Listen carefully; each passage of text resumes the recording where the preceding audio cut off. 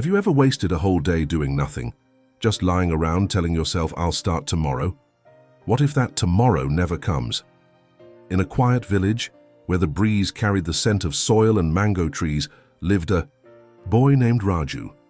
While other kids helped their parents or chased dreams under the sun, Raju preferred lying on the porch, watching clouds drift by. You'll regret this one day, his mother often said, placing a warm hand on his head. Don't sit idle, son. Learn something. Move forward. But Raju would shrug and laugh. I'm still a kid, Ma. There's time. Life moved on. The fields changed colors. The village aged. But Raju remained the same, unmoved, untouched by the urgency of time. One evening, as the sky burned orange, Raju heard footsteps, heavy, purposeful. It was Rao Uncle, the old farmer, with sunburnt skin and eyes sharp as thorns. He stopped beside Raju and said something that pierced deeper than any scolding ever had. Son, free time is a man's greatest enemy. Waste it, and you'll lose more than just hours. You'll lose your future. Raju laughed, not knowing that those words would soon haunt him. Raju laughed off Uncle Rao's warning, but those words echoed in his mind like a distant drumbeat. He didn't understand why they bothered him. After all, he had always lived life on his own terms. But the next morning, something unusual stirred the village.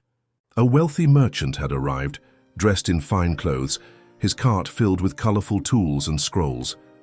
Gathering the children in the village square, he declared, I am looking for young helpers, but only those who know how to use their time wisely. You will each have 10 days to learn a new skill. Show me what you've learned and you may earn a future with me. The crowd buzzed with excitement. Moan, Raju's friend, immediately picked painting. Others chose woodwork, gardening, singing. Raju? He yawned and stretched under a tree. 10 days. That's plenty of time. I'll think about it tomorrow. But tomorrow turned into another lazy day, and then another. On the third day, Raju looked around and saw something he hadn't noticed before. His friends were changing, growing, and he was still lying there. Raju was still lying there. But this time something was different. As he watched Moan confidently mix colors on a canvas and another boy carve a toy from wood, a quiet panic rose inside him. For the first time, he realized time wasn't waiting for him. Scrambling to his feet, he rushed to find something, anything he could learn. He tried singing but couldn't hold a tune. He picked up a chisel but didn't know how to grip it. The days flew by like birds he couldn't catch. By the time the 10th day arrived, Raju stood empty-handed.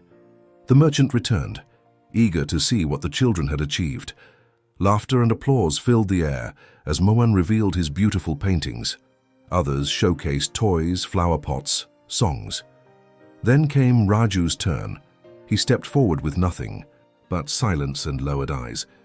The merchant asked gently, What did you do with your time? Raju, his voice barely a whisper, replied, I wasted it. A hush fell, and then came the words that would change his life. Time is like gold. If you waste it, you will regret it forever. If you waste it, you will regret it forever. Those words hit Raju harder than any punishment ever could. As the other children celebrated, he walked away quietly, his heart heavier than it had ever been. That night, he couldn't sleep. The faces of his friends, confident, proud, transformed, flashed in his mind, and his own reflection? Hollow, useless. He sat up in bed, staring at the moon, and made a promise. I will never sit idle again. From that day forward, everything changed. Raju began waking up before sunrise. He borrowed books, helped in the fields, listened to every word his mother and Rao uncle shared. It wasn't easy. His hands blistered, his muscles ached, and many laughed, thinking it was just a phase. But Raju kept going. 1 hour, one skill, one habit at a time. Moan, seeing his dedication, offered to teach him painting. Slowly, the lines began to make sense. Shapes turned to meaning.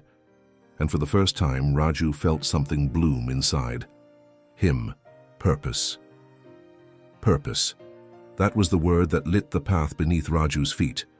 As days turned into months, and months into years, The boy who once lay idle under the trees became a young man whose hands were never still. He painted, he read, he built, he taught. The village began to notice. No longer was Raju seen as the lazy boy with wasted days. Now he was the one others came to for advice, for help, for inspiration. With his growing skills and relentless work ethic, Raju started a small workshop where he taught village children how to use their time wisely, just as he had learned. His business flourished, but more than money, it was the respect he earned that made him proud. One morning, a curious child asked, "Uncle Raju, what's the secret to your success?" He smiled just as the merchant once had and replied, "Never sit idle. Time is a gift, not a guarantee. Use every moment like it matters, because it does." And with that, Raju turned to the class, ready to teach not just a skill, but a way of life.